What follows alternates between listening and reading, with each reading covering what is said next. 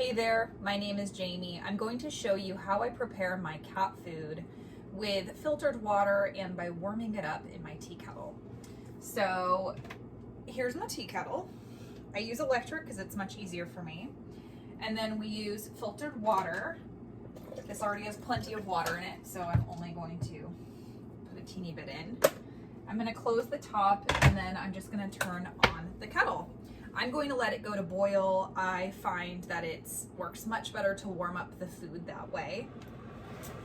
Cats, when they are hunting in the wild and they kill a mouse or another small prey animal like a rabbit, that animal is about 100 degrees.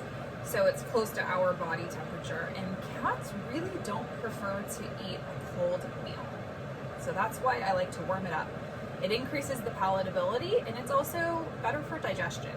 The tea kettle's hot. It's boiling, I can hear it. Set that aside. I'm dishing up my food for my first cat, making sure I have the portions pretty accurate. And all I'm doing right now is the meat itself. I'm not adding any supplements to it just yet. And my mixing tool of choice is a tongue depressor. That way I go through way less of my own cutlery or silverware and don't have to do as many dishes. I also use disposable bowls for that reason. I have lots of cats in my home and I don't want to wash 10 bowls a day. So I am going to drizzle about a teaspoon of hot water and immediately mix the water in here. My goal is to warm up the food just enough so that it's not too hot, increase palatability, but I also don't want it too liquidy. And I think I did it perfectly.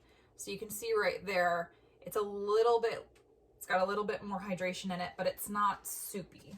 So now I'm gonna go ahead and add my supplements, which today I have a bit of Vital Essentials tripe that I have thawed out from the freezer. Mix that in. I'm also going to add some Super Snouts pumpkin latte for healthy digestion and bowels. And what else am I gonna do? You know what? I wanted to do a little bit of coconut oil, but I'll save that for later today. Supplement here.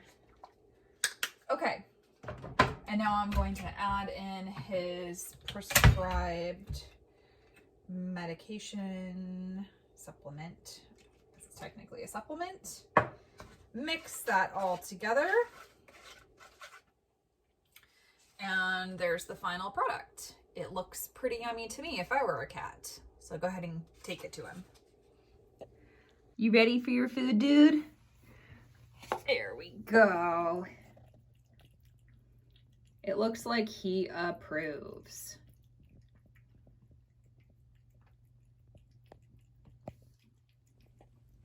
If you're not sure how warm to make it, then you could use a food thermometer to test it and get it, about 100 degrees or thereabouts.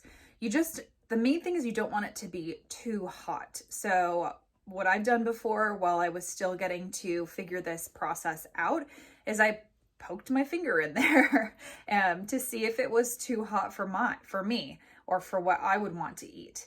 Think about making yourself a bowl of oatmeal. If you poke your finger in there and it's too hot to eat, then you don't want to serve it to your cat, but even more so to be more careful with your cat. And so that's why I generally will just, feel the bottom of a bowl. So I will put it in my hand and feel it to make sure it doesn't feel too hot to the touch. If it feels warm to the, really, really warm to the touch in the bowl, then you're gonna need to cool it down a little bit before serving. So anyways, hope that helps. Until next time.